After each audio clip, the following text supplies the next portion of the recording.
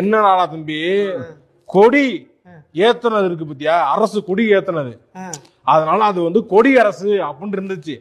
அது கொடியரசு கொடியரசு குடியரசு குடியரசு குடியரசு குடியரசு குடியரசு குடியரசா மாறிடுச்சு. எல்லாருக்கும் வணக்கம், நான் SR1. இன்னைக்கு தான் ஆகஸ்ட் 15 சுதந்திரம் கிடச்சிருந்தாலும் அஃபிஷியலாக இன்றைக்கி தான் நமக்கு ஃப்ரீடம் கிடச்சிது. ஸோ இதில் நம்ம என்ன தெரிஞ்சுக்கணும்னா, நிறைய பேர் நிறைய பெயின் அனுபவிச்சிருந்தாலும் இதில் வந்து நம்ம தெரிஞ்சுக்க வேண்டிய விஷயம் சாக்ரிஃபைஸ். ஸோ லைஃப்பில் நம்ம டைமை தான் சாக்ரிஃபைஸ் பண்ணுவோம். தெரிஞ்சவங்கள வந்து அவங்க கூட ஸ்பெண்ட் பண்ண முடியாது, வேலைன்னே இருப்போம்.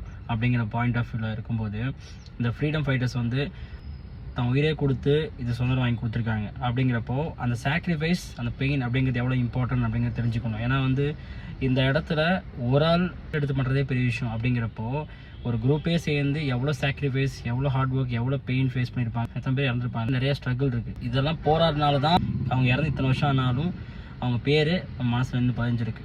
இதுதான் நம்ம தெரிஞ்சுக்க வேண்டிய விஷயம். Think about it and happy republic day.